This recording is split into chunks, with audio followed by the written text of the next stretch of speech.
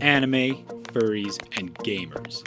Some of the most oppressed minority groups in the world. So what would happen if this trio were to combine? Well, we get a game where you pilot a big-ass tank and use it to fight slightly big-ass tanks. Sure, why not? But what if we were to break this balance? Take out the visual novel and swap it with the next medium, and add a pinch of teen angst. Oh hell yeah, we got the mafia, carnivores versus herbivores, performative arts, performing arts, high school drama, drama, murder mystery, the black market, and a garden of corpses. There's even this bunny chick who's kind of a slut, but she owns it.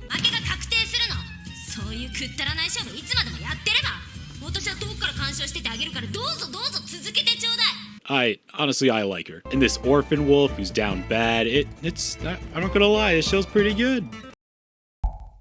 Oh, wait, what's that? Wrong anime? Ah, shit.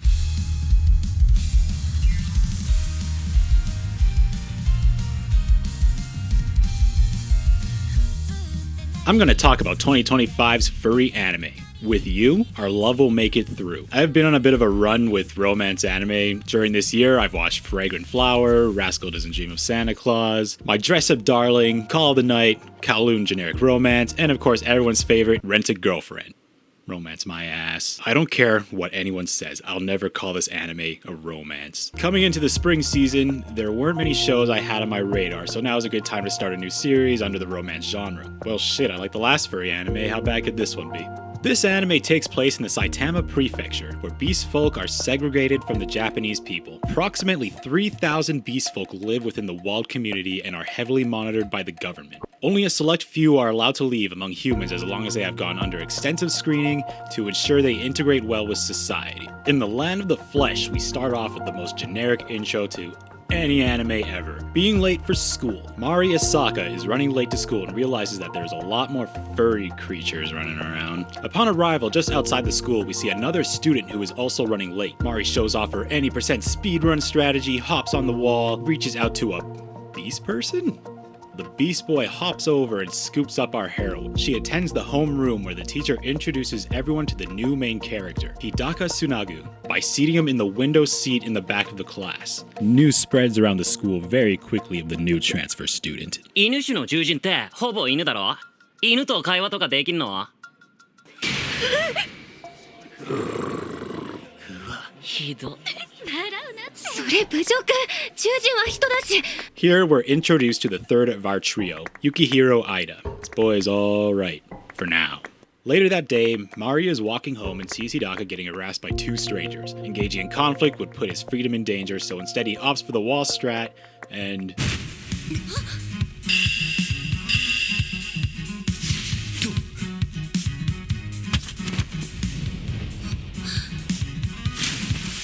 Oh, for fuck's sake, Mari.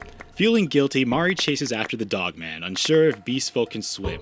She jumps into the river, only to fuck it up and gets saved by Hidaka. This girl's such a goofball. Mari thanks the dog for helping her earlier that morning, and this gets Hidaka's tail fully erect. This is the first time he felt gratitude from a human, and his excitement starts showing. At this point, we can see Hidaka is very stoic and well-mannered. He is aware of the negative treatment he will receive from humans and does his best to avoid any form of hostility in a new environment. With her home being nearby, Mari invites Hidaka over to her house and introduces him to her mother. At this rate, you think they'd be getting married by the end of the season. The mother insists that Hidaka cleans himself, but before he enters the showers, he must first conduct an experiment on whether beast folk can talk to house pets. They can't. Hidaka is about to enter the shower, but this wouldn't be a romance if he didn't take his shirt off in front of Mari. Mari prepares the laundry, she's getting some dirty thoughts and starts reaching for the top shelf. The touch of his fur, his nose, the smell of his pits, a dangerous combo.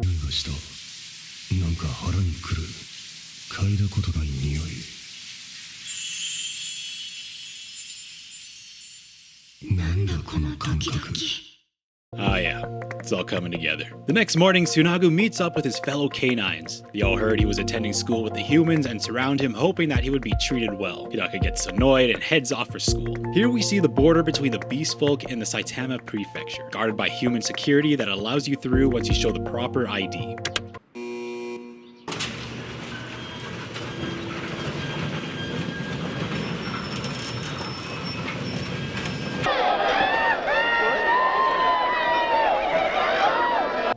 gym class, Hidaka is showing off his sick basketball skills. Ida insists that he carries the basketball team, but due to the high stats of beast folk, they are banned. Mari gets another sneak at those glorious washboard abs, and her friends are catching on to her newfound fetish.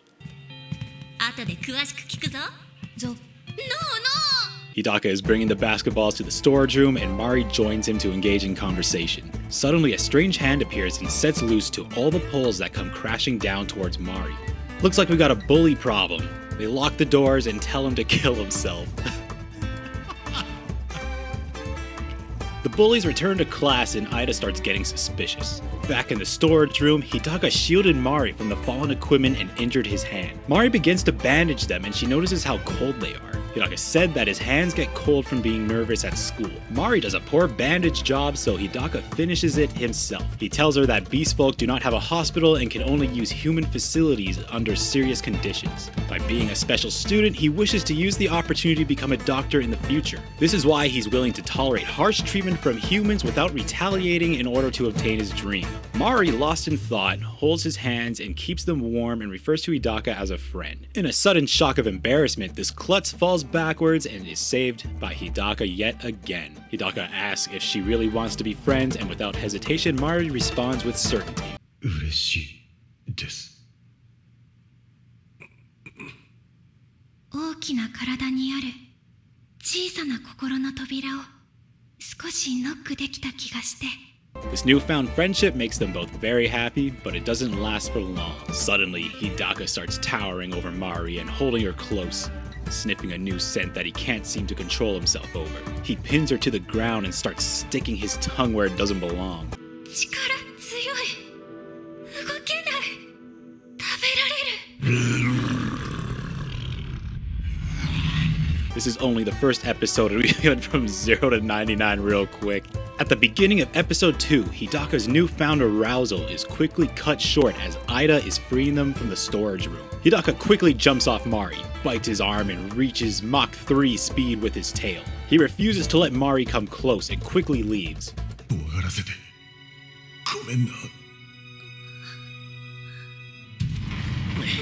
開いた。あれ、あそこ？ Meanwhile, Mari is sitting on the storage room floor reflecting on what just happened. Ida asks Mari if anything happened in the storage room, which leads to Mari asking if it's strange to have feelings for a beast person. Ida doesn't think so. In fact, he thinks it's a good thing. Cool. Outside the hallway, a resident bully stole Hidaka's books. Ida confronts them and demands they return Hidaka's belongings and apologize for locking him in the storage shed. Ochi says that he doesn't like beast folk for having intellect as a human and better athleticism. It disrupts the goddamn classroom hierarchy. What an asshole. Before the beast folk will inevitably take over humanity, he fulfills his purpose by tossing Hidaka's books over the wall. Mari reacts and captures the book. Ochi follows up with a second throw and Hidaka catches it before it hits Mari. Hidaka confronts Ochi and tells him he shouldn't blame his own weakness on beast folk. なんだよ。うなってねえで喋れよ。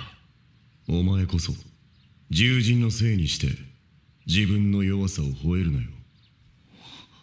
The bullies leave. Once they leave, our trio decides to team up in hopes of reducing stigma against the beast folk. They will meet up and devise a plan for world peace. Hidaka agrees so long as Mari isn't present. Kinda defeats the purpose, but okay. But they all meet up at Ida's anyway. With no beating around the bush, Ida asks why Hidaka can't be around Mari. Hidaka begins with a lore dump about the beastfolk mating season called Forbidden Moon. Beastfolk get a horny buff around March and April, and you can feel symptoms like fatigue and instinctive impulses. Beastfolk are given medication to help mitigate these desires. Hidaka doesn't fall under this category of beastfolk because one of his parents is actually a human. It is publicly known that human and beastfolk cannot conceive, so Hidaka's family is kept a secret. So this makes Hidaka's desires a special case. It is a month past the Forbidden Moon, and it was then his instinct took over due to Mari's scent. Hidaka tells Ida everything that happened in the storage shed. 俺は匂いに免疫がないし、抑え方をまだ知らない。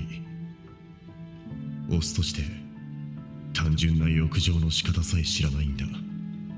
Hidaka fears his impulses, and he doesn't want a situation where he can hurt others. Ida, being a genius, immediately locks them both inside his room. He thinks they should reenact the storage room incident to see if Hidaka can truly control himself. when his instincts arise again. I get Ida is trying to be a wingman here, but this whole incident literally happened just a few hours ago. Ida plays along and suggests they start holding hands. They take things further with head pats and face touching. Something goes off in Hidaka. He starts holding Mari close and then, oh, he's a leg man. Nice. Things are getting way too heated until Mari pushes him off, so he can calm down and get control over himself again. Ida opens the door after taking a sweet time and sees Hidaka sitting on the floor. Hidaka has some doubts that they can continue as a trio, but Mari insists that he will get better at controlling himself. Hidaka wishes to no longer try the experiment again, but will continue on as a group. The next day, Mari is about to head to the roof for another strategy meeting. Mari's friends stay behind so Ritsuka can read Ayano's novel. Meanwhile on the roof, Ida comes up with ideas to make Beastfolk more relatable while Mari is a bit distracted. They then spend the rest of their lunch helping Ida study for the proficiency test so he can stay on the sports club. After the proficiency test, the scores are on full display. Hidaka placed number 1 and Ayano in 2nd. 綾乃2位だよね。すごい。何もすごくない。獣人なんて消えればいいのに。Ritsuka spots Ayano's abysmal failure and we get a flashback to when they met.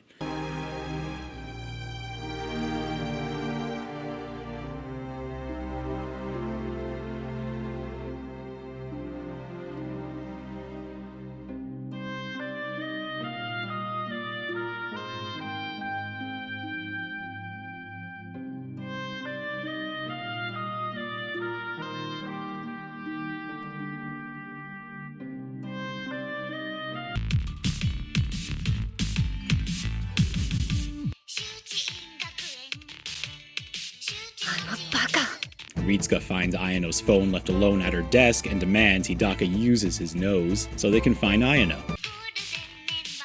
Ayano's relationship with her parents demands that she gets top grades so she can continue her hobby of writing novels. Because as we all know, if you're not first, you're last. Hidaka sniffs her out and they find her on the roof.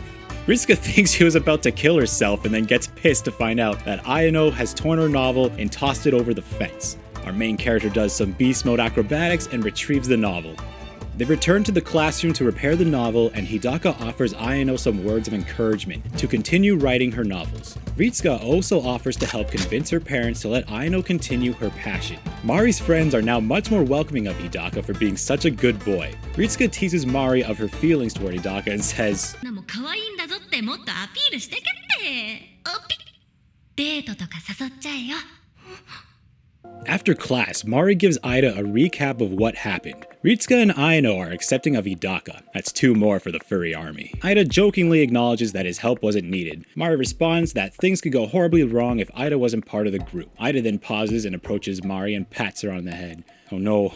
Our boy's falling in love, isn't he? He has a minor panic and quickly leaves. Hidaka is waiting for Mari and they both walk home together. Hidaka brings up that he got himself tested and he is not affected by the forbidden moon. So his urges are just something that he will have to figure out while being monitored. He apologizes but also says that he is happy that he is attracted to a person like Mari. Mari then takes Hidaka's hand as they cross the street and asks if he would like to go out on Saturday. いいのそれ。3人で行くか。The next day, they invite Ida to hang out for the weekend, but he declines. Mari probably thinks he's being a wingman again. Ida has gone through a growth spurt, so he wants to readjust his shot and practice for the basketball team tryouts. Hidaka offers to help, so all 3 head to the gymnasium. Mari then insists that Ida still joins them for the weekend, even though she tried to set the whole thing up as a date. You better not be inviting Ida just to be a third wheel, Mari. They are approached by a few students on the basketball team who don't like Hidaka playing even though they're just hanging out for lunch. The guys then escalate the dispute further until they're interrupted by their ace player who suggests they play a friendly 3-on-3 game, given the opportunity to go up against a beast person. The 3 accept their challenge and completely dominate the school's basketball team. Nah, I'm just kidding. They lost. But there was a friend they made along the way. ウジンやばかったな負けてたけど異色3人組よかったぞ負けてたけど負けてたってつけんじゃねえよ Ida was glad everyone in the gym got to see how hard Mari and Hidaka were working together. Mari says that Ida did great too. 今の奴らも印象良かったよなそれは相田くんも入ってるよねシュートしっかり決めてるかっこいい姿それつなぐだろ。相田くんもいっぱい点取ってたじゃんね。 Ida starts blushing and gets all embarrassed, so he quickly moves on ahead. Hidaka notices Mari hurt her leg, and being the big dog he is, he scoops her up and carries her to the infirmary. While he's carrying Mari, she starts to get excited by the swing of his fluffy tail. She's like a router that flips from 4G to 5G. And this signal releases a scent that sets off Hidaka's inner demons. He puts her down, and she has the audacity to say this.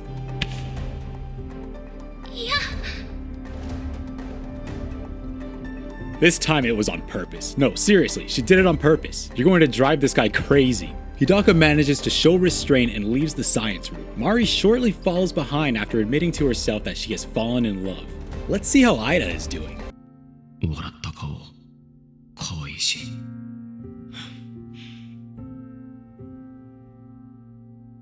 好きになりそうだ。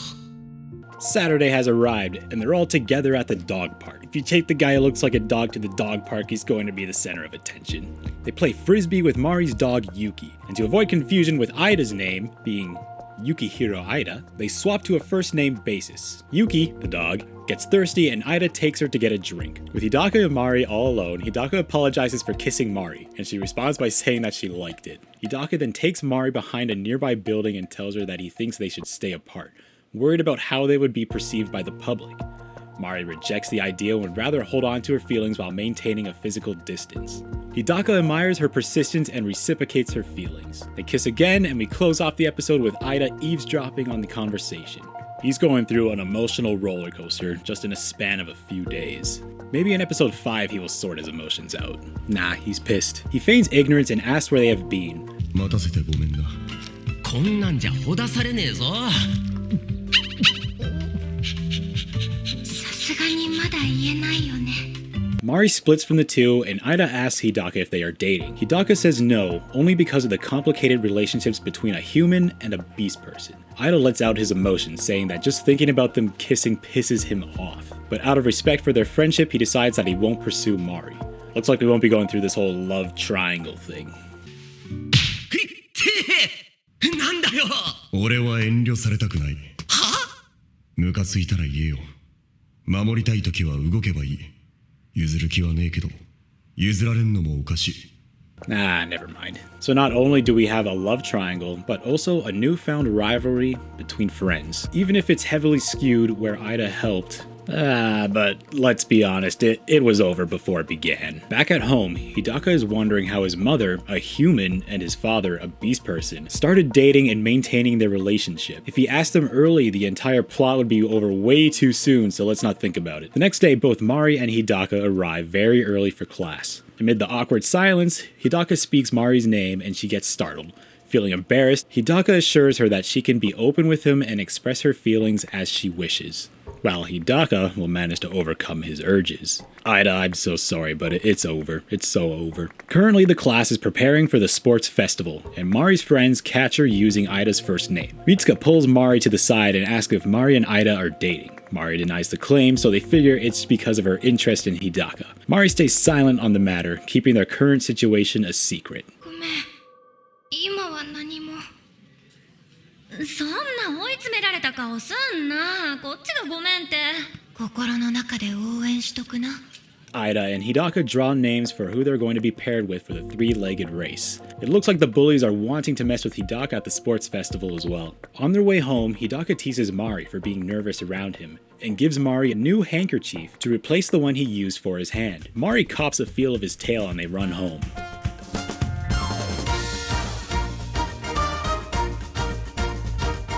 The next day at the sports festival, the boys are getting ready for their first race. Ochi is talking mad shit, not that it bothers Hidaka, of course.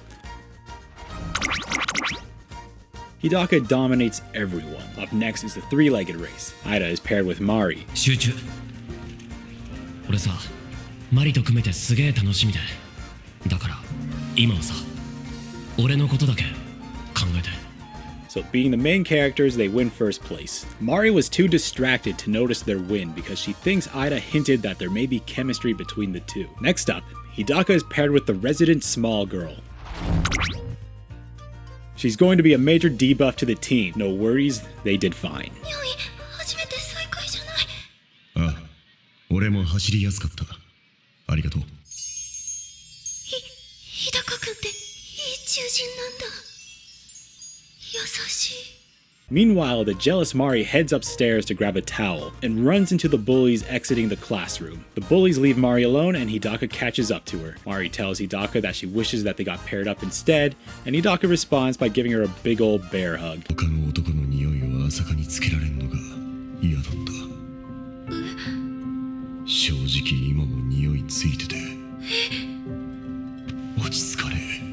I like how every time these two are alone, Hidaka's body goes from 0 to 100 without any regard to who may be around the corner. The reason this time is that the scent of Ida is still lingering on Mari, and he doesn't like that, so he's gotta fix it himself. Suddenly, it starts raining and they head back to the tent to find Ochi with a scraped knee and his ankle wrapped in bandages. Since Ochi is injured, he can no longer participate in the relay race. The resident small girl suggests that Hidaka could take his place instead. The classmates agree and the teacher approves. As everyone moved on to the race, Mari asked what happened to Ochi, and he said that the other two bullies that were with him beat his ass. Or did they? Mari then catches up to the team. 一人で痛み抱えないでね。思いっきり走るの見てて。 What did she mean by that? The relay race begins, and by Beast Boy extension, they win. Honestly, who didn't see this coming? Later in the afternoon, during cleanup, Mari goes to look for Hidaka to see our two love rivals cleaning the mud off from the race. It was war. They go to the classroom for some reason and Mari leaves to get the key for the dryer room. Ida doesn't stick around for long because he needs to leave to make dinner for his little brothers. They have a little heart-to-heart telling each other that they had fun despite the jealousy Hidaka had toward him. Not that it's much of a threat. Ida leaves the room and runs into Mari. Just once, he wishes Mari would look at him the same way she looks at Hidaka. So what better way to accomplish this than making it as awkward as possible? He gets in her personal space and starts playing with her hair. He passes it off as removing mud, but we all know there's nothing there. 俺はマリのことをよく見てるから。 Then a wild Ochi appears. He asks if they are dating, and Ida jokes that he can think of it that way if he wants to. An easy read for Ochi that they are, in fact, not dating. Ida pats Mari on the head and leaves. He walks home with the cringe lingering on his mind. With Ida gone, Ochi asks Mari a second time if she is dating Ida. He points out between the trio of friends that it's only logical that the two humans would get together instead of a human and a beast person. Mari rejects that idea and says humans and beast folk can fall in love too. As the viewer would know, Hidaka is living proof of that. Ochi points out that the wall, which has been up for centuries, is proof that both communities won't see eye to eye. 壁何百年経っても壊されてねえだろ。どれだけ交流しようがあの壁が必要だってことじゃ。両種族相入れないって拒んでんのに恋なんかあるかよ。仲良しごっこくらいで理想はとどめとけよ。 Pretend? You sure about that? Hidaka then swoops in and takes Mari away. Ochi looks back and sees that they're holding hands. Luckily for him, this is the most tame, rated E for everyone moment that he is witnessing. Imagine the look on his face on what they were doing just days of knowing each other. Back in the classroom, Mari is drying off Hidaka's cold, wet fur. She then asks about the wall. Hidaka says that it is an entrance for humans and beast people. It is open for everyone and she is free to enter. Mari is relieved that it's not some barrier to keep humans out. So, they start making out. And then Mari's like, 日高くんに伝えたいことがあって。日高くんの匂い、たくさん私につけていいよ。 I swear that this is a strategy. With his scent on her, maybe he'll be able to control himself better, or something. With summer coming up, Hidaka invites Mari to his place so they can continue what they were doing in episode 2. You know, because that went so well even with a third person involved. This is going to be a disaster. School is out and it is now summer vacation. The perfect time to introduce our new character. We close off episode 6 with the cat girl from the opening standing outside the school.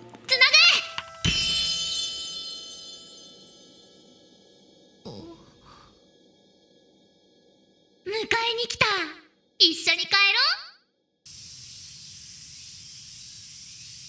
約束の夏が始まる。